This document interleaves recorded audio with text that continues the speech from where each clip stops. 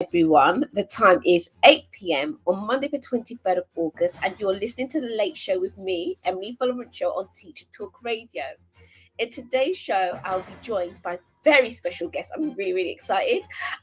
Louis Everett. As always, please share the show, interact with us via the chat, or feel free to call in at any time. Live from London, this is The Late Show with Emily Follow-Run-Show on Teachers Talk Radio. Tune in live on the Podbean app or desktop player. Just head over to www.podbean.com/LSW/TT Radio or search Teachers Talk Radio. Follow the hashtag TT Radio. Okay, so welcome back. As always, please share the show, interact with us via the chat, or feel free to call in at any time. Remember, this is our conversation. So it's a huge community to better improve our practice as well. So I can see Leanne's entered, so welcome. I can see Mariam Fatima's entered. Hopefully I pronounced your name right. Welcome. Ruth Everett, any relations to Louis? And Kay Patel has entered, so welcome. So we are continuing on the series, the pastoral series, which I'm really excited about because, especially due to context of COVID, I feel like never before, the pastoral teams within our schools need greater support. And it's been very difficult, and they need greater development, especially as, a lot of CPD and discussions seem to be centered around the curriculum and, especially the academic curriculum, but not enough attention is given to pastoral development and the pastoral curriculum. So last week we started off our pastoral series with Declan Bissick, who talked about his experiences within schoolings and the services he provides within schools for those that wish to widen their provision in terms of pastoral. And today we are joined by Louis Everett. Welcome, Louis.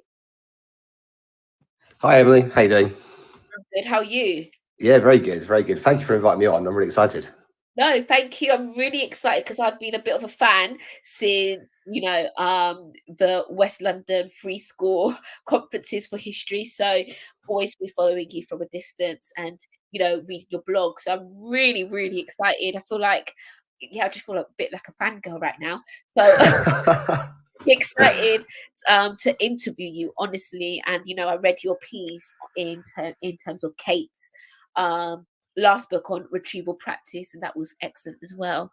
So if you just want to introduce yourself, you're going into vice principalship, if I should say that, and explain your journey in terms of education and what you'll be doing in September. Yeah, so you're absolutely right, Emily. I'll start my kind of like background and how I've become kind of infamous on Edu Twitter and all the other kind of various avenues for promoting yourself in education nowadays is through sort of an academic side of a school. So I was head of history at the West London Free School for a very long time. But before that, I started my career in rural Suffolk. I did the Cambridge PGCE, and so was kind of trained and gained my early experience as a classroom teacher in rural schools, which had a kind of whole different pastoral challenge, which I might kind of allude to a little bit today. Please do, because I've always wondered the difference between, the pastoral provision in a rural school and then in comparison to an inner city school. Yeah, there are very different challenges. I don't think necessarily one's any harder than the other, but they certainly are different. That's really interesting. Yeah, come back to that if you don't mind. Yeah, of course. And then since 2016, I've been working in inner city London schools. So I've been at West London Free School in that time, and I spent 5 years there. I was a head of department to start with in 2016. I did a brief spell as a head of year, and then the rest of the time as an assistant head teacher. And again, we'll talk about this a little bit later today, but that's that kind of experience, the pastoral experience as a head of year and an assistant head teacher, is what has now drawn me to the kind of vice principal role I've just taken. So in September, I'm starting as VP at Phoenix Academy in White City in West London, and that's a pastoral vice principal role. So yeah, and the whole premise of today's show, which I'm really grateful that you've allowed me the opportunity to do so, Emily, is to share mine and my pastoral team's plans, our pastoral plans for the very special Phoenix Academy this coming September. I'm really excited to hear more about that, and just thank you for joining on, Steve. So my first question, and thank you for sharing your career journey, is talk through your approach to improving behavior at Phoenix. As we know, behavior, especially great behavior management, is the bread and butter of effective teaching and learning. So how do you ensure that the responsibility as well is not solely on the shoulders of the heads of years? Because from what I've observed in terms of my career is that it's mostly on the the responsibility of the head of years, and it's like the academic, that's my remit, and then the pastoral, that's their remit. There's no kind of meshing together. So so talk through your approach that you will introduce in terms of improving behavior at Phoenix. Yeah, you've hit the nail bang on the head, Emily. One of the problems with pastoral support in any school, or a pastoral whole school approach, is very often it lands solely on the shoulders of the head of year and the pastoral team. And I've been in a very sort of fortunate position over the past 5 years through my various roles at the West London Free School, and how supportive the West London Free School has been to me. It's allowed me to go and visit a number of different schools, especially through the Department for Education curriculum projects and a number of other different initiatives. And it's meant that I've seen different kind of pastoral approaches, and the schools that have the strongest school cultures and the best pastoral support and care, and consequently exemplary behaviour, tended to be the schools where all staff were fully bought in.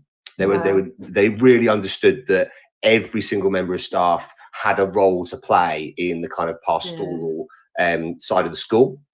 So I think the first thing that we want to do at Phoenix, and we've got a lot of foundations to already build on here, so a really excellent school, is to get all staff fully bought in to wanting to improve our behaviour and the pastoral side of the school. So our kind of approach from September is we're going to use the Inset Day to relaunch this whole school approach to pastoral care. And we're really going to make it crystal clear why we're implementing the systems that we're implementing. And it's all very well kind of saying that and launching that expectation, but for people to be able to contribute to the pastoral side of the school, it needs to be systematized. You need to have like really clear systems that allow improving behaviour to become habitual. So it's just habit. Staff just do it as part and parcel of their everyday. And what we've done to try and make this really, really simplistic is we've identified a 3-pronged approach to improving behaviour. So the first prong of our kind of approach is front loading positive behaviour. So that means essentially explicitly teaching what good behaviour looks like. Oh, wow. Now, we've taken a lot of that from the Ofsted Character Education Framework from 2019, but there's also been some really great work done there, especially by Tom Bennett and his Running the Room new book, which is really, really great, on how to make sure that you are explicitly teaching how the behaviours that pupils will benefit from. So one of the ways we're going to do this is introduce a character curriculum, or some people call it pastoral curriculum or personal development curriculum, whatever you want to call it, where essentially staff get a weekly character focus to push with the kids. The kids get that communicated to them as well, and we try and build the kind of set of characteristics, a set of behaviours that we keep wanting to promote week in, week out. This will then, and we'll come to all of that later, loads of time to talk about it today, but essentially this will then contribute to a shared language for staff to use around the school. So it's not just the head of year that's managing this and promoting these behaviours, because staff have this shared language that they can all tap into. And because it's designed as a curriculum, just as an academic curriculum would be, these characteristics build week on week, so that you then, by the end of the year, have a full bank of terminology that you can use to manage behaviour. And I'll model some examples of that later when we've had a bit more of a chat about it. And staff will get loads of training on how to do this on the inset day. And we're going to make sure that all staff, as would happen in most schools, attend the assemblies run by the pastoral team and SLT, as well as our lineups. We have 3 lineups a day at Phoenix, where pupils get prepared for their next lessons. And those lineups are really, really important parts of the day where we're communicating the ways, to behave and what good behavior looks like to the kids. So that's the first prong, is front loading all the really good behaviors that we want to see from the kids. Then the second sort of part of the approach is managing behavior. And I won't spend very long sort of discussing this because it's part and parcel of every school, but Phoenix had a really, really clear behavior system where we have a reminder first, then a warning, then removal from the lesson. There are different behaviors that equate to different types of detention. So there's a 30-minute detention, 60 minutes, 90. And we need to make sure that every single member of staff uses those systems really militantly, really consistently, so that kids are really clear about what the consequences are for not behaving. And that's something that Phoenix does really well. And the systems are absolutely fantastic. So there's no problem at all. And then the final prong, so of the 3, so we've talked about front loading explicit behaviours, managing when things do go wrong, so managing behaviours in lessons around the school. And then the third one, I think, is really important and often has been got wrong in the kind of national conversation about behaviour, is reflection, making sure that you reflect when things go wrong. So there's a centralised behaviour system at Phoenix, and we want to make sure that whenever a pupil gets detention, they complete a behaviour reflection form. And that means that they identify what behaviours were negative and didn't help them or the students around them, and how it's going to improve next time. And if they do complete that satisfactorily, and the teacher who's given the detention is happy, then they pass the detention, and we give them a reward that I'll talk about later for passing that detention. But we'll come to that a little bit later on. So essentially, to make sure it doesn't fall on the heads of year, there is a 3-pronged approach: front loading, explicitly teaching what good behaviour looks like, managing behaviour in lessons for a really clear behaviour system that all staff buy into, understand, and then getting the students to reflect on why things have gone wrong, and making sure that every sanction leads to improved behaviour. Students take responsibility for improving. Oh, I love that, Louis. My question tied into what you just said. So sorry, it's not a question, but I sent to you earlier on, just based on what you just said now, is, say for example, you're introducing these systems. How do you get the buy-in from staff? Because I feel like the systems are only good if there's that buy-in from staff. So how will you create that buy-in? Because I know you're starting in September, or how has the school already created that buy-in? Yeah, it's a really good question, and you're right, it is absolutely essential. And I think it's like any whole school system, to be fair, even any sort of like middle leadership decision that you make, I always think the success of it needs to be based on a clear rationale for why it's introduced. So the why, make it really clear why it's so important that everyone buys into this, why it's all worth their time, and why they benefit from it, and then how they can stick to it. And I think if you can do those 2 things, you gain the buy-in through the why. And if the how's really clear and the logistics are really clear, then it becomes habit and it becomes second nature, and staff don't even think about doing it. So a behaviour system, for example, staff shouldn't have to think to themselves, students messing around in front of the classroom, what is the system I have to go through? Is it a reminder? Is it a warning? It should just be second nature to them. It should be really quick, really easy to do. And then you get that buy-in. Wow, thank you so much. And Leanne said, "Why is it worth their time?" is a great point. So I think she's, saying that, saying or telling staff why it's worth their time is a great point. Is that a question, Leanne, or was that a comment? I've read it more as a comment. So yeah, it might be. It is it's really important. I think that's often the thing when you're a classroom teacher, is it feels what you don't want is the pastoral side of the school to feel like it's taking up your time, or you're kind of like having to jump through hoops, or it's getting in the way. It should just be part and parcel of you doing a really good job and supporting you in the classroom. So if you can show the rationale, I think that is really useful, really helpful. Oh, thank you. And Janoy has said, love this, and a notepad emoji.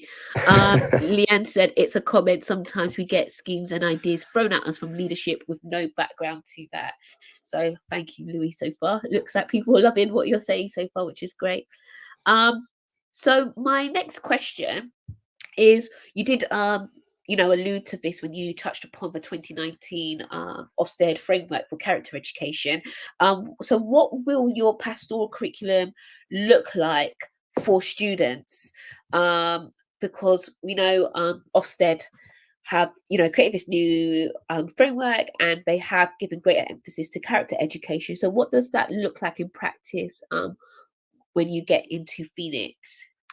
Yes, it's a good question, because I think because it's become quite in vogue and popular at the moment to talk about pastoral or character curriculum.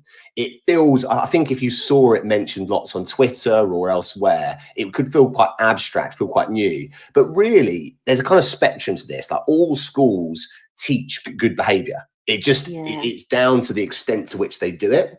And I really, I'm big fan of Ofsted anyway. I don't want to get into kind of the various kind of debates on the role of Ofsted, but their character education framework is really, really good. It makes perfect sense, and it does accept that lots of schools have a personal development curriculum, a character curriculum, and do this really, really well. And my interpretation of a character curriculum at Phoenix, which I think is very in line with what the Ofsted framework says and what Tom Bennett said in Running the Room, all that kind of stuff, is that essentially a character curriculum is just explicitly teaching good behaviours to students and trying to show students why these behaviours benefit them and others around them.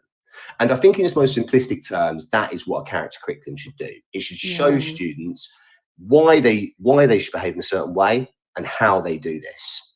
Now, I kind of alluded to a little bit earlier in the second question that you asked, but this is communicated to staff every week in briefing and through the bulletin. So they get a weekly character focus. And let's say it might be that one week it's respect, for example, or another week it's resilience or confidence, whatever it might be.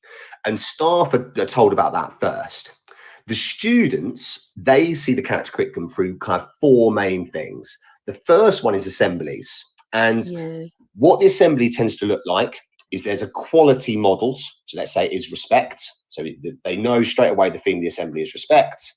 Then we introduce language to try and make this really concrete for them to describe this quality. So, for example, one of our terms that we use for respect is being obviously kind.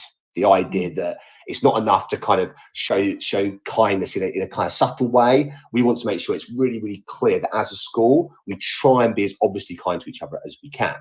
So, for example, using people's first names, or when you're talking to a teacher, you say miss or sir. You make sure that you say please and thank yous. You hold doors open for people. If you see a little year 7 who's lost in the corridor, you make sure that you kind of help them out. That sort of thing. So you have this term that encapsulates what we mean by respect. So it's a bit like modelling. It is a little bit like modelling, yes. And also what's so useful about a term like obviously kind is because there's a little bit of sort of silliness to it. It's not kind of a term that you usually use. And staff can use it around the school and kids know immediately what it means. It's really, really memorable. So that's the second thing. And then the third is like most assemblies do. There's a story that makes it really, really concrete. So the obviously kind one, I've kind of introduced it through, there's a module at Bristol University for students on altruism and the fact that if you kind of carry out unselfish acts of kindness, it actually is quite a selfish act in itself. It's quite ironic because it makes the person who's being unselfish and kind feel happy. So it's the idea that if the kids are obviously kind, they benefit from the action. But, it could be numerous different stories for numerous different qualities. And then the final bit of an assembly is to model exactly what the good behaviour looks like with examples. Oh, I love that. So sorry, Lou, because you're just dropping so much gems that those that have notepads, I think we just need to just go back. So just to, re-encapsulate what has just been said. So the first approach is, so for example, kind. Just so you basically state what that is. Then it's the step 2 is the story. Am I correct? Yeah, and so you step 3 is go, the modeling. yeah, so you state exactly what the quality is. So Yep. it like 1 week it might be respect. Then we introduce kind of language that's going to make sure it's really clear to the kids. So Yep. respect might be quite abstract to a student, but then obviously kind makes things a lot more concrete. It's a word that every member of staff can use, and we can explore that idea of what respect actually looks like. Yeah. Then third one is a story to make it really memorable, Yeah. really concrete. And as history teachers, we know narrative is a really great way to aid memory. Yeah. And then finally, modeling the behavior. So giving really clear examples about what the kids can do to be obviously kind. Wow. Yeah, sorry, I'm making notes. Notes on this myself. So as you're right, I'm making notes because this is fantastic. Kay Patel has said, great approach to assemblies. I remember reading a blog of yours on this previously. His question, here's all her question, I'm not too sure. Who plans and delivers these to get a consistent message across the school? Oh, it's a really good question. Yeah, I've and ahed over this. So what we're going to do is in the first few weeks, I'm modelling the assemblies. So it'll be mostly me and other members of SLT. Then the idea is that we gradually hand over to the pastoral team. So, and our pastoral team will get loads of CPD on how to run these assemblies. But yeah, and I think it may even be a sort of question we discuss later, but I think that often the pastoral team's CPD nationally is neglected compared to the academic side. Yeah. And so we are essentially going to train our pastoral team how to deliver the best possible assemblies. Wow, like just the fact that you said CPD on how to deliver an assembly is just fantastic because we take these little nuanced aspects of the job, for granted, but I've never heard of CPD to in order to give out or present an assembly, and I think that is fantastic. I've never heard of that, so yeah. You're right, and it never happens, and it's so hard to do. Like, I mean, when yourself or other people step up and see leadership, there are these things that are so disconnected from your actual day-to-day job, and you never get any training in how to do it. So yeah, we're really keen to make sure that our pastoral team gets the same kind of CPD that's so well developed for academic staff nationally. Yeah, I love that. Thank you so much. I think everything that you're saying now needs to be put in a blog once you've done it, and then throw in like an assembly example. And I feel like that would just blow on Edu Twitter because I think what you're saying, especially about CPD. Okay, Patel said yes, please. What you said about CPD, especially in terms of delivering assemblies, which we'll touch upon later on, is very much needed. My next question is, how will you utilize form time effectively? I guess that ties into our previous question. So I feel like sometimes form time can be lost time, but how can that be? How will you use that very effectively in Phoenix? Yeah, so I completely agree with what you just said. That it often tutor time can be quite a negative part of a school. It can be lost time. It can kill the pace of a day. And even in really good schools, I've seen this happen. It's really, really frustrating. So our approach next year is going to be that the tutor time schedule is one assembly. So one tutor time is a full year group assembly. One tutor time is set aside for the character curriculum and the teaching of it. And then the other 3 are for our whole school reading and grammar program, which Rowan Pierce is the very other very good VP at Phoenix Academy, and he's the academic VP, and he's got a superb reading program that the kids do, and it means that form time feels really purposeful, really pacey. Also worth noting that students only ever enter form time from lineup, which does help to improve the pace and purpose of it, because our heads of year and pastoral team deliver these superbly morale boosting lineups where the kids are told really clearly how important that form time is and what the purpose of it is. Yeah, well, that's amazing. Thank you. And yeah, so we've spoken about full time. Just to reiterate, those listening in the live studio, please do call in or, you know, present further questions in the chat. But it would be nice to, you know, hear some other voices as well, present some questions. My last question before we go on break is, what is your pastoral CPD like for heads of years and other pastoral stuff? You did touch upon that, but I'm really eager to find out more about your CPD provision for pastoral leaders. Yeah, so we're really keen to make sure that our pastoral team get lots of CPD. We're also really keen to make sure that all staff get really good pastoral CPD. So as I said, Wow. the inset day will get staff get a 45-minute CPD from me, kind of presenting the whole the whole school rationale for the pastoral systems for the year, and what the kind of vision of the school is pastorally and all that kind of thing, and what staff's role is in that. Now, the CPD that I've designed, the pastoral CPD I've designed, is actually very similar to the kind of academic CPD I've done in the past, which is that, as I said earlier, present the rationale, the why, really clearly for what we're trying to do. Then explicitly explain how to do it, practical examples, like I said earlier. Yeah. And then kind of taken from your kind of like pedagogical techniques or kind of deliberate practice, is to make sure that we model scenarios in which those strategies could be used. So let's say, for example, something really difficult, like having a reflective conversation with the kids in detention that you've issued them. So you've given the kid a 60-minute detention, and you've got to sit down with them and try and get them to understand why you gave them that detention, how it's not going to happen again, all that kind of stuff. Really challenging thing to do. Yeah. What we've done is we have created a pastoral handbook where we have modelled the scenario and a good way of dealing with it. So there's kind of like a perfect example.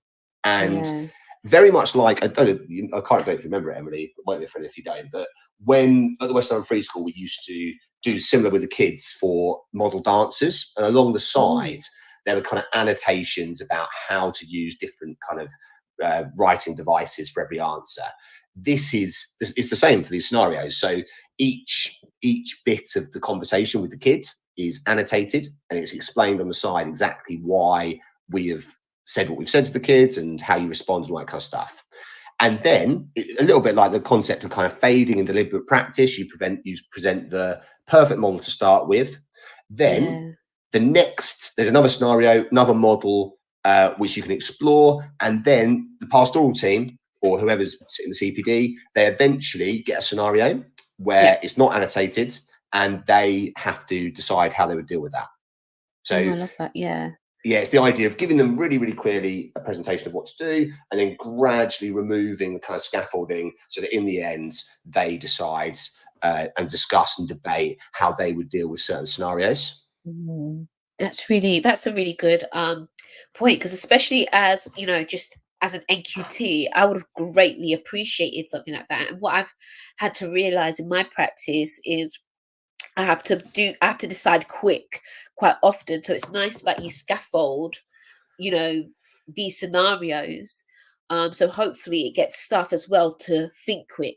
Although they get the time to really reflect and think, hopefully that builds up so that they think quick. And one thing that I noticed is, which I've also just talking about CPD for pastoral leaders, but also all staff, is also about the tone of voice as well.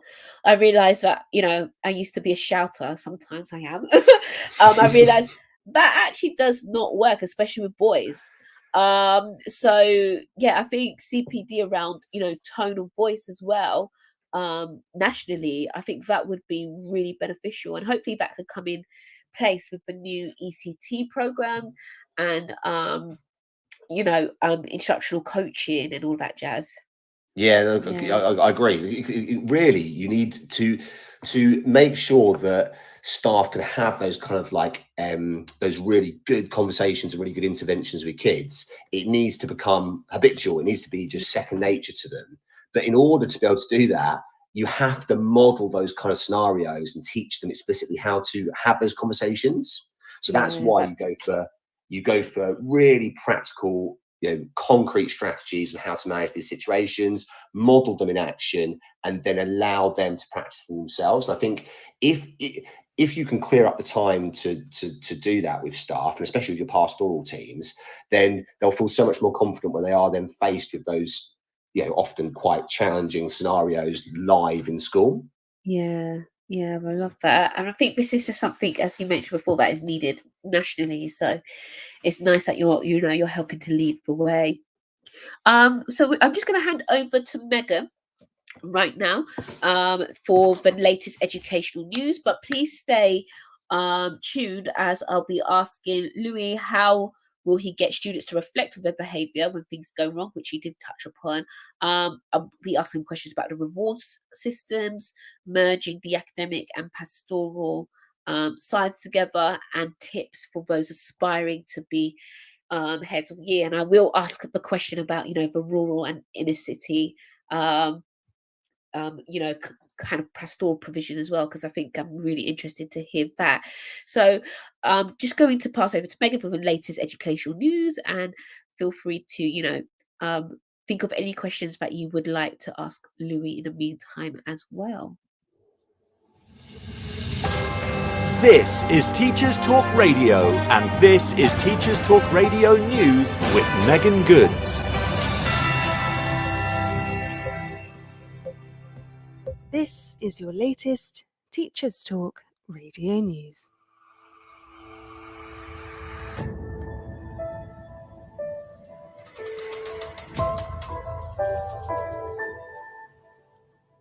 The start to term is expected to be heavily disrupted for secondary school pupils as in-school COVID testing returns. Staggered start dates are anticipated to help schools manage the required 2 tests per pupil. 1 in 8 schools will continue to ask students to wear face coverings, and 1 in 3 will be taking further measures to prevent the spread of COVID, including outdoor teaching.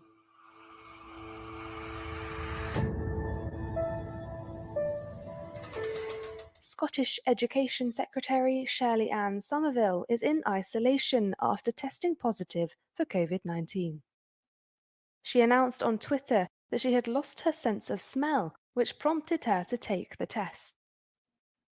There have been 3,190 new cases in Scotland in the last 24 hours.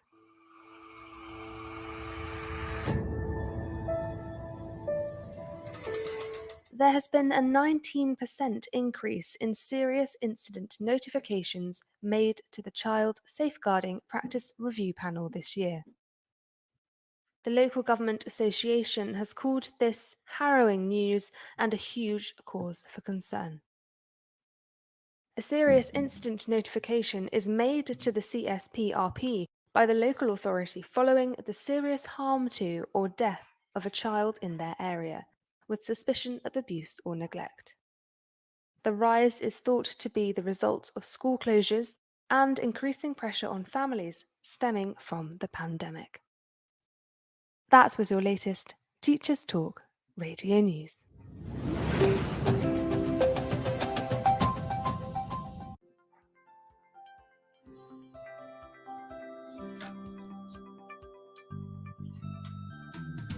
Creative Resources, made for teachers by teachers. At Creative Resources, we've been rethinking what a classroom can be.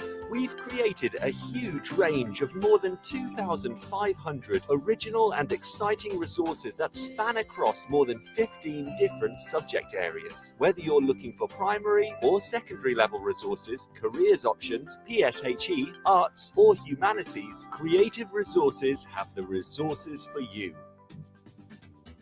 We offer full curriculum packages and unique, challenging escape rooms themed on topics such as Shakespeare, Tudors, and fractions. We have quizzes, task cards, Tarsier puzzles, and lots more. Better still, more than 100 resources can be accessed for free. Just visit our website, www.cre8tiveresources.com. You can get 10% off any order you make on our website by using the discount code TTRadio. Creative Resources, made for teachers by teachers.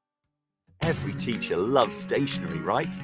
Imagine getting a selection of fun, beautiful and unique stationery items designed and selected especially for teachers, delivered through your door every month. You need to check out teacherslovestationery.club. I'm always so excited when the box arrives. It's such a treat. My Teachers Love Stationery Club box is just a little treat to myself every month. It's always full of delightful and surprising items, including some really good quality stationery brands like Faber-Castell and Stabilo.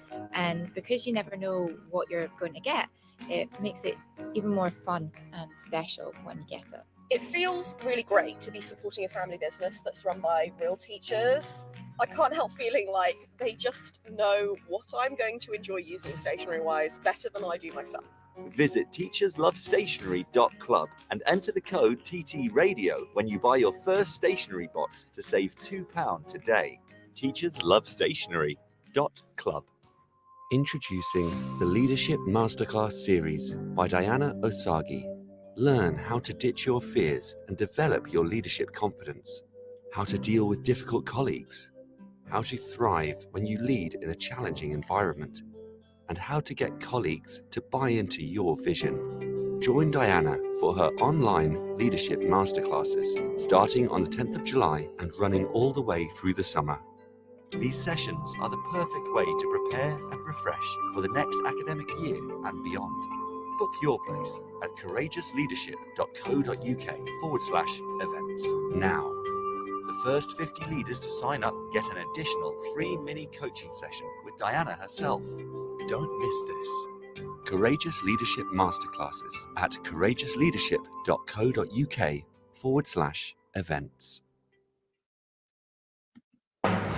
Live from London, this is The Late Show with Emily Follow Run Show on Teachers Talk Radio.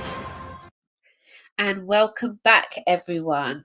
Hopefully you've enjoyed that, small break, as well as catching up with the latest educational news. We've had Louis Everett with us talking about all things pastoral. So far, we've discussed pastoral CPD, not just for, heads of years and pastoral stuff, but for everybody. We've also talked about how full-time should be used effectively, the pastoral curriculum, and Phoenix's approach to improving behaviour. So welcome back, Louis. Yeah, thank you, Emily. So far in the chat during the break, we did have a question from Joe, and he asked which textbooks or books do you prioritise when it comes to full-time reading programme? And I know you've answered that question, but so for those that will listen back to that, do you want to, verbally answer that, please? Yeah, that's there is a reading program already in place. I haven't actually seen it, but I know that Rowan, who is my other VP, he's the academic VP, is rejuvenating that over the summer. So yeah, I'll publish it on Twitter when it's finished. But he's presenting that on our SLT day on the 2nd of September. So yeah, I will put that on Twitter then. Thank you so much, Lou. I'll be excited to read that. So my next question is, how will you get students to reflect on their behaviour when things go wrong? Because sometimes, most times when I've encountered some students are like, yeah, I did do wrong there, and they're able to, trace back their actions, but some, refuse to really see their wrongdoing and the actions that resulted in them getting a detention or reflection. So how do you get students to reflect on their behavior? Yeah, it's so hard to get this right. It's the thing that I think I've agonized most over in my preparation for this job, and it's certainly one of the things that we've discussed at length as a pastoral team, because I've seen this done so badly. I think it was very in vogue when I was kind of first teaching to use kind of like restorative justice, and even though I suppose like you can see why there is some rationale to restorative justice, it was in my experience so often implemented very badly in schools where essentially the conversation became about the teacher taking kind of a 50% responsibility in often very poor behaviour from students and undermining teacher authority. So we're really keen for that not to happen. But at the same time, I do want a system that becomes really easy to use and the habit of kind of students and teachers to allow time and space for students to reflect on a sanction and how it's not going to happen again. Because I've often seen it in schools where there becomes a kind of cycle of negative behaviour, and the sanction that the pupil receives becomes the habit rather than the fact that the sanction is there to break the habit, the poor behaviour. Wow, that's so powerful. Yeah, so that's what I want to try and do, but it's very hard to do. So essentially, this is our plan. Our plan is we want the majority of the time students of assisting a sanction, like a detention, we want the majority of that time spent with the pupil reflecting on what they've done wrong. And the reason we want that is to protect teacher authority. And the second reason, as I already sort of alluded to, and the second reason is that we have a responsibility to teach students how to take responsibility when something goes wrong. You'd assume that, you know, as teachers and adults, we have gained lots of experience in being able to accept our own mistakes. Our students haven't had that, so that needs to be a major part of the schooling. Wow. So the system we've designed to do it is called a behaviour reflection form, and loads of schools will have implemented this in the past. But I think how we're going to use it's potentially quite unique. So for a 60 or 90-minute detentions, remember there are 3 detentions, there are 30-minute as well, but we're not going to implement it for those. For the 60 and 90-minute detention, a pupil has to complete a behaviour reflection form, and they have to do this to pass the detention. And this form makes them do 4 things. They have to identify what went wrong. They have to identify the reasons for the poor behaviour. They have to identify the consequences of that behaviour, and then outline a plan for how that's going to improve. Wow. So reasons, consequence, plan. Yeah, that's right. So they say what went wrong, the reasons for it, the consequences of it, and then outline a plan for it to stop, basically, not happen again. Yeah. Now, the idea, and just to say, what was originally the system was that the kids would come in and they would, for the 60 and 90 minutes, they would read or they would complete work. And I hate that system because that suggests that reading and doing work is the punishment. And it shouldn't be the punishment. So what happens instead now, I suppose this is the maybe controversial bit, not sure, interesting what people think, but when they've completed the form, they put their hand up and they hand in the form to the front of the room. Now, the person running detention, the member of the pastoral team, reads it, and then so does the teacher who issued the detention in the 60 and 90 minutes. And that might take 5 minutes. If the form is completed satisfactorily, then a conversation happens to kind of check that they really mean it. And if the teacher who issued the detention is happy, then they pass the detention, and their reward for passing it is to either do some independent work or to read. So in theory, that's a reward. Oh, I like that. Sorry, I'm making notes as you're talking. So the reward is for them to do work or to read. So you see, it flips on its head. I mean, the problem's going to be early on is presenting that. So we've got to push it so hard. And like, as Barry Smith, I'm sure lots of people know listening, it's obviously phenomenal at talking about this kind of stuff. And he's offering consultancy at the moment, Barry. So if you want to chat to him, he's very keen to do so. But he would talk about kind of being really pantomime about it, standing at the front of detention and making a really big deal about the reward of them passing. So you would say, really, really well done, little Timmy. You've done a fantastic job there. This behaviour reflection form is brilliant. I'm really convinced this behaviour is not going to happen again. You're going to be superb tomorrow. Now you can pick whatever book you want to read or do any independent work. And the idea is there is a way back. The detention is kind of purposeful. They're trying to achieve something in there rather than just pretending to read a book for 90 minutes. I love that. And then, these behaviour reflection forms, I've just had another question, just by listening to you. is there any way parents have a view on that, or what do you do after those reforms are completed? Yeah, so what we don't want to do is create loads of workloads, because Yeah. as we said right at the start of the show, if you create pastoral systems that feel like they're creating extra bureaucracy and getting in the way of Yeah. teaching, that's not good, because staff won't stick to it, they won't buy into it, and it rightfully won't buy into it, but it's not helpful. So the only purpose of the behaviour reflection form is to pass the detention. We will keep them. So the heads of year will keep those forms. And if the behaviour is repeated, then we use that as a kind of way of aiding the conversation for them to get better. And we have, we can't go into it all now, it's sort of too complicated, but we have systems in place to get parents in if the behaviour cycle doesn't break. But we that's the main reason we have the sanctions at Phoenix, is we want those cycles of behaviour to break. We want the students' behaviour to get better for their benefit. And that's how we present it to them. We're always talking about the fact that we really care about them. We are hugely bought into their futures, their success. That they are the reasons that we come to work every day. And the systems are there to help us help them. And that's, and lots of this is taken from excellent schools that I visited and brilliant people on Twitter and this kind of stuff. And yes, as I say, Barry's a great person who talks about this all the time, but making sure that you present to the students in a kind of really enthusiastic way, in this kind of like pantomime way, to show that they are responsible for improving their behaviour, and these systems will help them to do it. Yeah, I love that. Thank you. I'm just literally, sorry, I'm just like in all taking a note. So I'm just, it's just sinking in.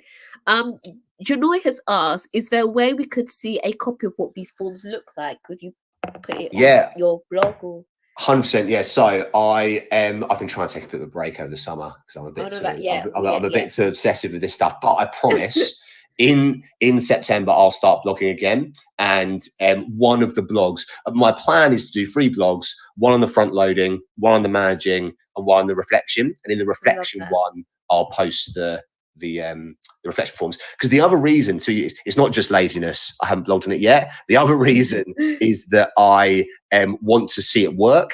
So I want to be able to give some examples of them completed and how they've worked, and with some case studies and that kind of thing. Yeah, love that. Janoy said, awesome, thank you. So keep an eye out on his blog. It's within his bio on his profile. So so thank you for that. You did allude to the reward system in terms of reflection times, but can you go into greater depth, please, in terms of what do your reward systems look, what will it look like in Phoenix, and your reward or punishment systems, or we again really some schools do this so well. So again, sorry, Barry's getting a lot of praise on this program. We're gonna have to interview Barry next. I just saw your tweet about Joe Kirby. So Joe, you should call in and join the conversation, or whoever else, call in, and Tenny, I've seen Tenny join, and everybody else, call in and join the conversation, please. It is our conversation, so yeah. Yeah, absolutely. And also, if you can't call in now, then do chat to me at another point. I'm more than happy to give up some time. The reward system. So again, so many schools do the reward systems really, really well. It's one of those things where I had loads of examples to kind of build from. And what I've noticed is that there's lots of schools have their reward system, so it's cumulative. So you get like 1 merit, which is the kind of rewards currency at Phoenix, equates to a text message home, and then 10 merits might equal a lunch queue pass, and then there might be a shout and assembly for 20, etc., etc. But I also quite like, which is what the reward system was at the West London Free School, the kind of competitive element to this, where you get rewards based on the amount of rewards you've got compared to other people in the year group. So for example, the top 10 students with the most merits get a certain reward as well. So what I've tried to do is combine both of those things. So 1 merit, you get a text message home, 20 merits, you get a postcard home, 30 merits, you get a meeting with the head. So you've got that accumulation, but also we have shout outs in assembly and a lineup and Westfield vouchers as well. If the school's right next to Westfield, which is helpful. And for the students that get the most merits in their year group per half term.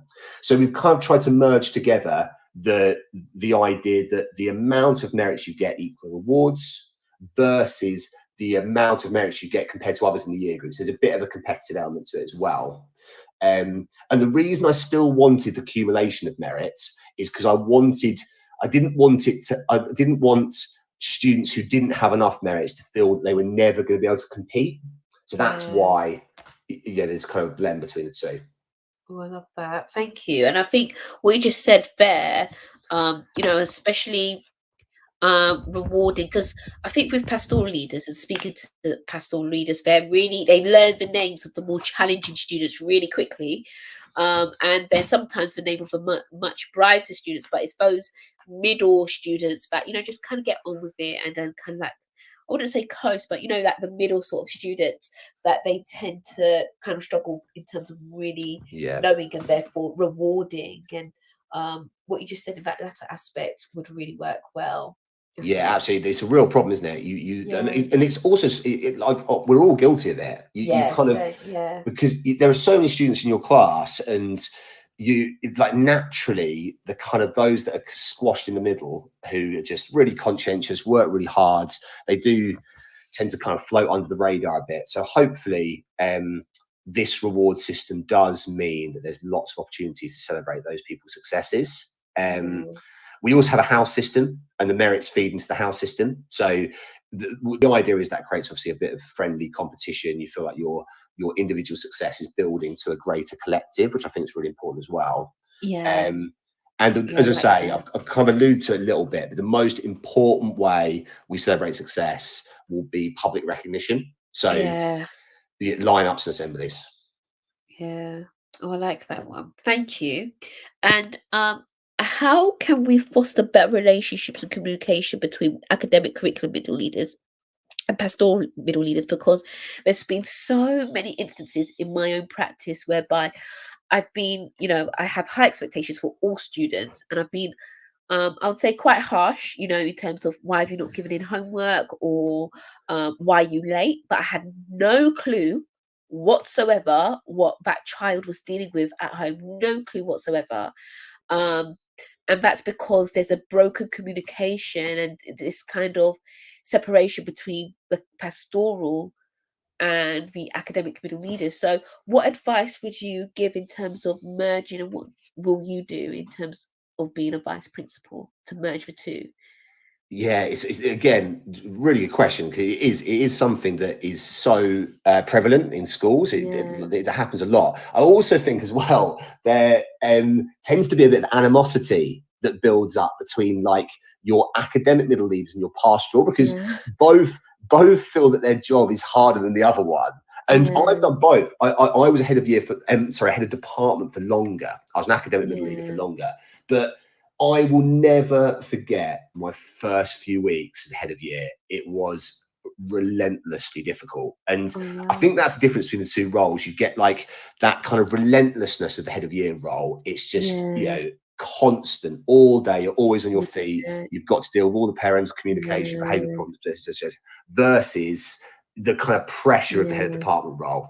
Your free periods as a head of year is never your free periods as a head of year. Whereas with an academic, it's still hard, but as an academic middle leader, at least your free periods most times are your own. Well, it is worth it, but it is. I mean, the head of department role is difficult in a very different way, because you've got the pressure. The weight of that, the pressure of that first set of your results is always really tricky. So, I mean, this kind of animosity does build up, and I agree with you. It doesn't help that there's a lack of communication often between the two roles. And I remember as head of department thinking the same. I remember thinking, why do I not know that, I've just been really hard on this kids, and I didn't know anything about their kind of home background or what happened in the day and that kind of stuff. So, in answer to your question, I think it's a very challenging thing to deal with, but I think the two ways to deal with it is, one, to show the academic side of the school just how dependent they are on the pastoral team. So, Wow. and show how important their role is within that. So, Wow. I mean, I think I'll probably answer this another question later on in a bit more detail, but I always say on Twitter and to in any kind of trainings like early career teachers and advice and CPD that I do, is that to improve your job satisfaction, one of the first things that you can do is start to see your role in the whole school. And Wow, I love that. if you can do that, suddenly the most mundane pastoral tasks suddenly feel really important. So, for example, you might have like a break duty in the playground, and in November it's really wet and miserable and horrible and you really don't fancy it.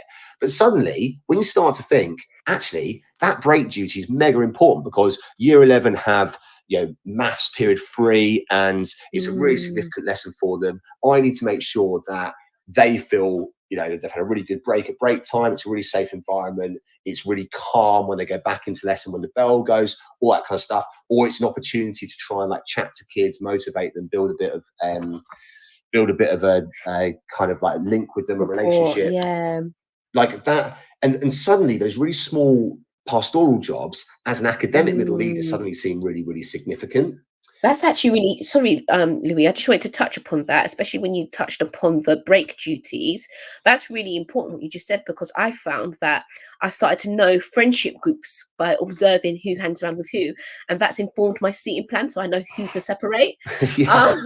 So yeah, I definitely agree in terms of that.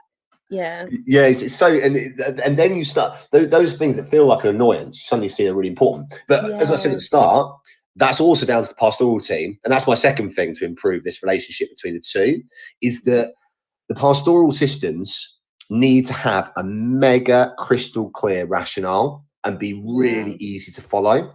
So always present why you want staff to follow those systems and then how they do it, and just do that really, really crystal clear. And then you get a better relationship between the academic and pastoral team and better communication, because academic staff know the systems to get the information they need from the pastoral team a lot easier. And I love that. But it does mean the systems have to be good, obviously. I love that. Thank you so much. I love the quote that you just said in terms of like the academic, showing that they're actually like interdependent, and how much the academic side depends on the pastoral middle leaders as well. I really like that. My next question is, what tips would you give to those? Actually, I'd like to finish off with that question in terms of tips, because there's so many people that would like to get into pastoral. But I really want to ask you that question that you mentioned earlier on about, because you said you've worked in different contexts, for example, in rural schools and inner city. So I wanted to know how the demands are similar, but also how they're different, if there's any differences. Yeah, it's an interesting one, isn't it? Because I mean, always kind of traditionally, when I was like my early career, when I was training, it was always seen that the inner city pastoral role was a lot harder, and it certainly presents very unique challenges. In the areas of West London, or in fact, lots of it's London. Certainly in the areas of West London that I've taught in, you have numerous different challenges. There's the huge gap between rich and poor in those areas. They're really socio-economically diverse. You've also got like the threats of gangs. You've got loads of kind of prevent safeguarding issues, all that kind of stuff. It's very, very complex. And that means that day in, day out, you've got to be really, really on your toes. Your safeguarding has got to be really on point. It's got to be, you've got to be really proactive, and in fast thinking, it's really, really tough. But in rural areas, I always know when I was teaching in Suffolk, one of the main jobs of a pastoral team is school culture, because often it's much less diverse, the problems that are faced. But it's certainly in the schools that I taught in, it was about making sure that students were motivated, and there was a culture that kind of built in ambition into those schools. And that was challenging and difficult in a very different way. So, I mean, I do, obviously, the pastoral role, in all aspects of it, are really important in both areas. But I think building ambition, motivation, a really good, positive kind of forward-thinking school culture where kids want to learn, they want to be ambitious, they want to work really, really hard, is mega important in rural areas in particular. Yeah. Oh wow, that's really interesting because I've got no experience of working, you know, in a rural school. So it's interesting to see those the similarities and the differences. And then my final question um is, what tips would you give those, you know, aspiring to get into your position, or at least a pastoral middle leader as well? Yeah, and I mean, anyone aspiring to be in a pastoral mid leader role, really good on you. It's superb, and I feel so much more confident in a SLT role because I did the head Yeah. of year role. I do think Wow. that was the final middle management post I got before getting my first assistant head job, Yeah. So were and you head of year first, or and then you transitioned into academic, or was it academic first?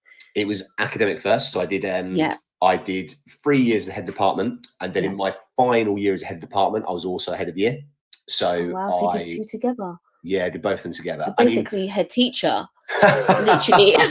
The academic it, pastoral together. I don't know how you did that. I mean, I was very fortunate, obviously, and Emily, you obviously know the kind of department I ran, and they're very, very good. I mean, I've got a lot of Yeah. people to help me out. Rob Peel was in the department at the time, and Yeah. Vartan Smith is a number of excellent people. So, and we were all fully resourced by then. We all had centralized resourcing. The history conference was running itself pretty smoothly. And I kind of very arrogantly, maybe typically arrogantly, I decided that I'd be able to take the head of year role on top of it. And Oh, it wow. was hard and Wow. it was difficult, but I really, really benefited from that experience. And it made my first year in SLT so much easier because I felt like Wow. I had built up loads of kind of skills that I don't think you'd build up in an academic role. So anyway, if Yeah. you're thinking of going to pastoral role, Yeah. I'd massively recommend it. It's so fulfilling, it's so exciting. And I know Amy Forrester's kind of a really good person to follow for kind of pastoral work Yeah. on Twitter, and she's a really good advocate of the role. She always talks about how wonderful it is, and it is. She's absolutely spot on. Hard but Did brilliant. did you have to Um, like? Oh yeah. Sorry. Carry on. no, go on, you go, Emily. I was gonna say, did you have to like prepare yourself or do anything before you got into that role?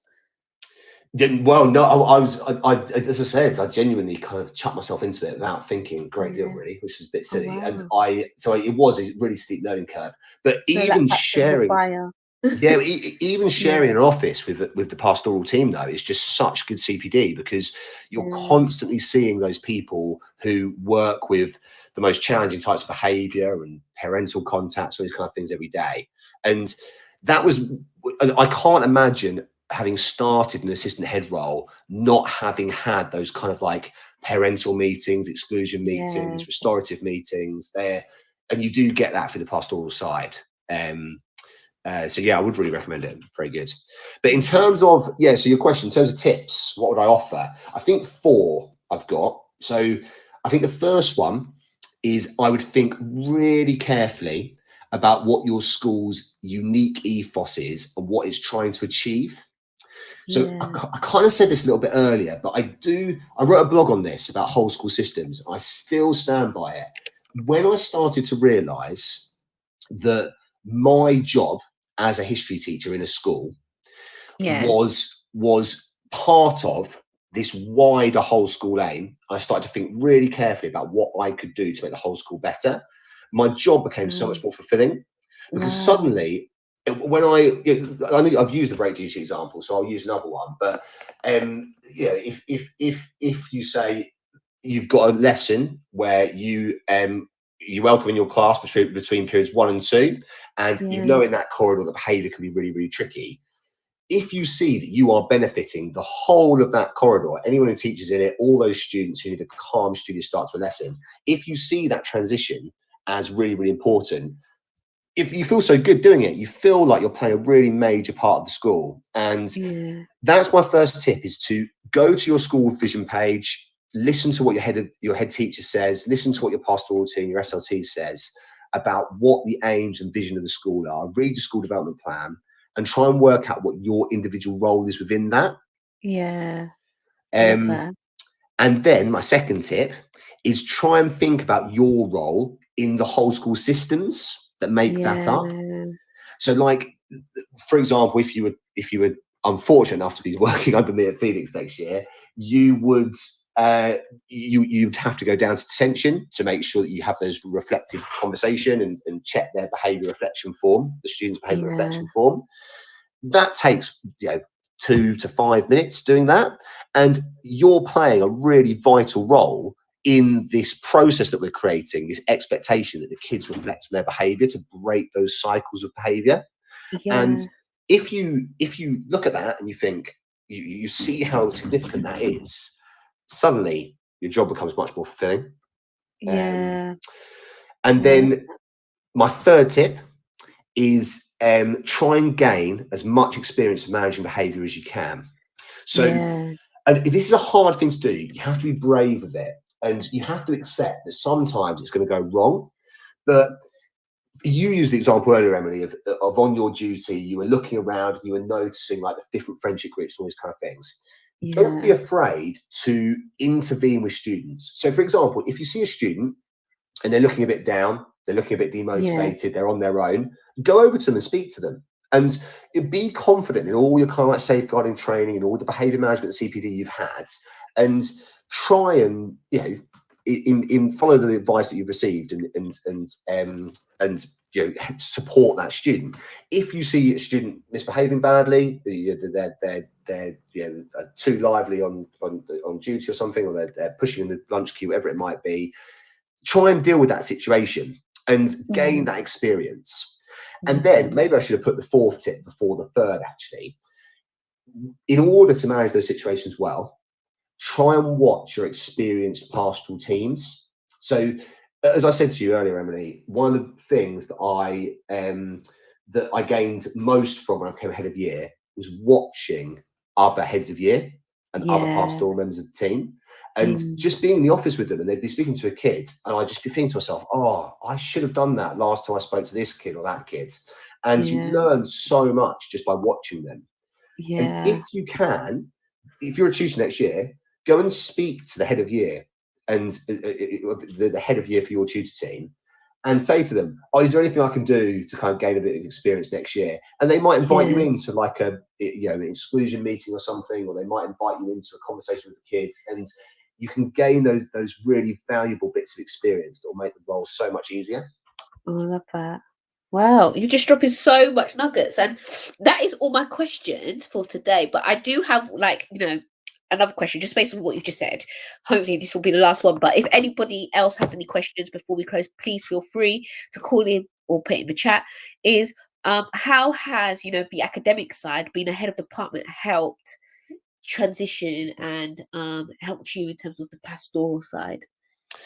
As I said earlier, I kind of you soon realise as a head of department, particularly when you've done it for a while and you've gone through the initial stages of improving results and improving the department generally, not just through results. But once you've started to get the department to where you want it to be, you've started to improve it, you realise that you reach a ceiling unless the school culture is good. If you can start to improve results, things can start going really well, and then suddenly you realise that to get the kids to work harder, to make sure that they are better supported in terms of behaviour, to improve their attitude to learning, all that kind of stuff, to really motivate them, you need a really good, strong whole school culture. And so in essence, kind of every academic role, you have to make sure that you contribute to the pastoral side of the school, and you start thinking about how you're going to develop the kind of culture within your department. And I'm sure that you've done it within your role, Emily, as you're become more academically based, but you want kids to think really positively about history. You want to build a culture where they love the subject, they really want to work hard. So that's the kind of like small scale pastoral experience you end up getting as a head department. Because you're trying to think, oh, what can I do to make sure those kids want to really work hard in history?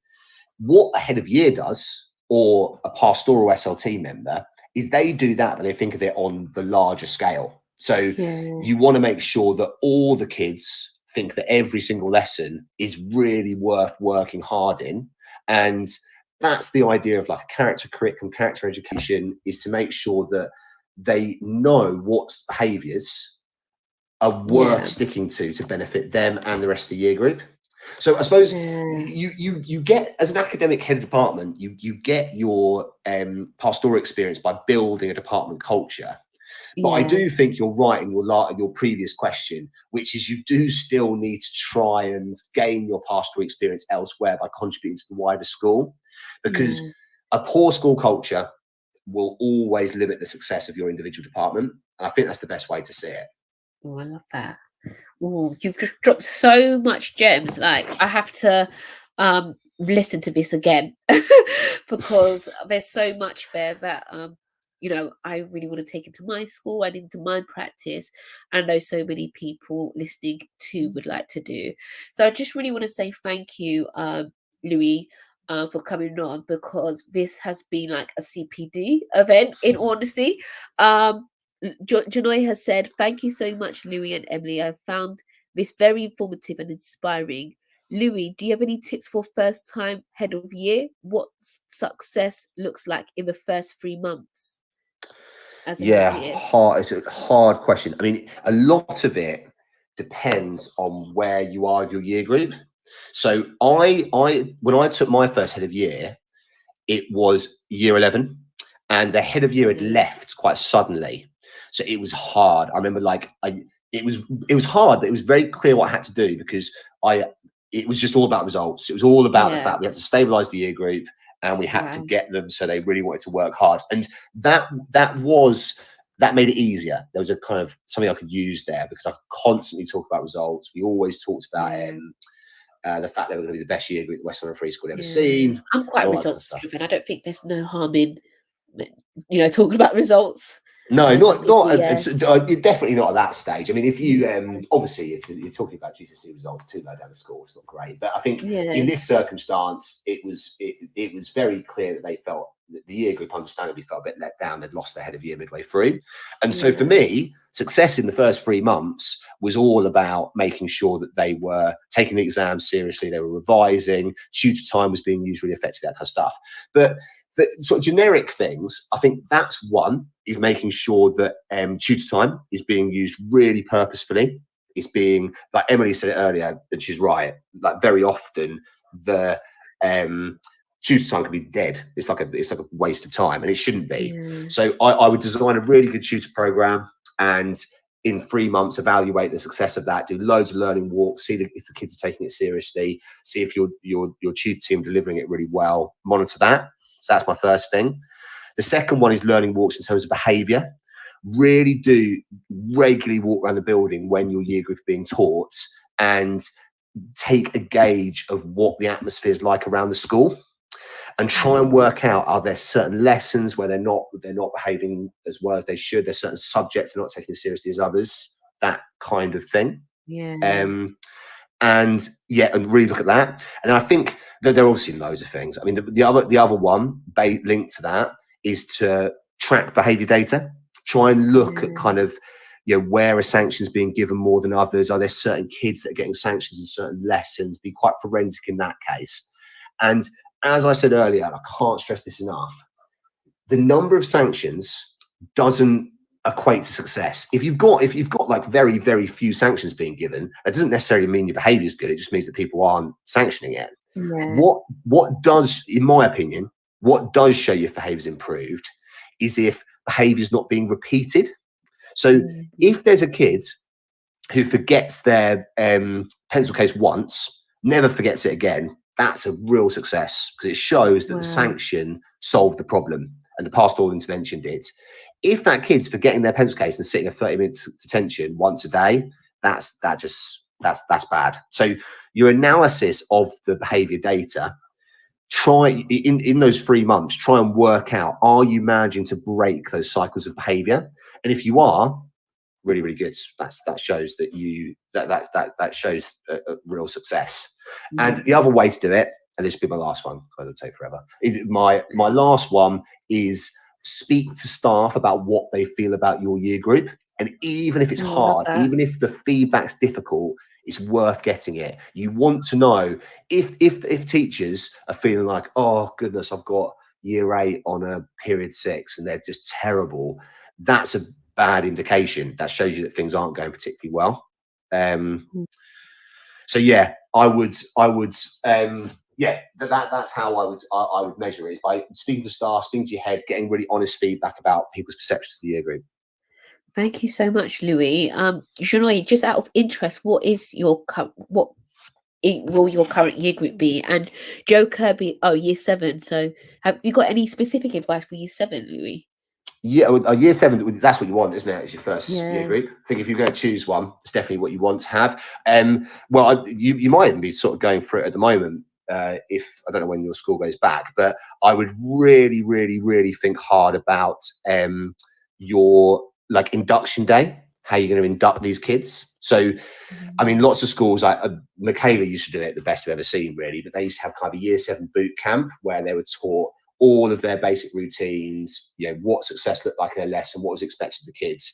And if you can front load those sorts of behaviors, what you want, so the kids know what you want from them and what is going to help them achieve, that's really good. So really think very early on exactly what you want to get from your year group and try and present that really clearly to them right at the start. And because remember, they're blank slate. They're coming to the school completely new, fresh. Moldable. You can mold them right from the start. Thank you so much. Joe Kirby said, great thinking from Louis. Great interviewing from Emily. Thank you. Great chat. Louis writes one of the best education blogs in the world. Highly recommend for all current and aspiring school leaders and teachers. What a compliment, Louis. Oh, blimey, yeah, that's far too kind from one of the best educationists about. Joe's phenomenal. So yeah, very good. I just want to say big thank you to you, Louis. It's been insightful. One of the best CPDs I've had in terms of behaviour. So thank you so much. Thank you to all those that have listened. I can see a total of 74 according to the Podbean live desktop I have. So thank you to those people that have listened live, and for those that are going to listen back, please feel free to continue the conversation via Twitter. Louis, can you please tell people that may not be following you, which I don't know why, how to follow you on Twitter? Yeah, absolutely. Oh, blimey, what's my thing? Oh yeah, it's at Louis Everett 1. So it's nice and easy to remember. But if there aren't, well, I don't know there's many Louis Everetts on Twitter. So yeah, Louis Everett, LOUIS EVERETT, and it's at Louis Everett 1. So yeah, no, please do follow, and yeah, please be proactive if you'd be kind enough to be proactive in terms of like engaging on Twitter and following the blog, because I really, really, really appreciate feedback. And I think EduTwitter is such an amazing, brilliant community. I've gained so much from it over the past 7 or 8 years that I've been on it, and I really would appreciate the feedback this year. I think I want to make sure that pastoral system at Phoenix is really, really good, and the staff and students are really benefiting from it. And I'd really appreciate EduTwitter's feedback and support on that. So yeah, please do engage and follow the blog, and be really hard hitting with your feedback. I'd like to hear if you think things aren't going to work or you've got any advice. That'd be really helpful. Thank you so much. And if I was you, I'm even thinking about it now, is because I'm a lead practitioner, so I'm working. We've got a lead practitioner for behaviour, so trying to get Louis somehow into our school to deliver some CPD, if you'd be up for that. So I think lots of people get in contact with you after this show, Louis. Yeah, oh, definitely. Yeah. I'm more than happy to try and help out as much as I can, and also come and visit Phoenix. That would be great. Actually, you should do, Emily, definitely. But anyone else who's listening and who follows the blog and Twitter, yeah, please do come and visit. We have student ambassadors that are trained up to show people around the school, and they're brilliant and superb. So you'll get a purely authentic tour. There'll be no kind of like North Korea style tours only showing you the best bits. You'll get absolutely wherever you want to go, the kids will take you to whatever lesson, and and that'd be great, because then we'd get some really good feedback on how things are going. Oh, I love that. Thank you, Louis. And have a lovely evening. Enjoy the rest of your holiday. I think we're all back next week. So yeah, I hope everybody's preparing well for that, or resting well for that. Either one is up to you. But thank you so much, Louis, again, and thank you to all our listeners. Have a lovely evening, everyone. Thank you, Emily. Cheers. Bye-bye.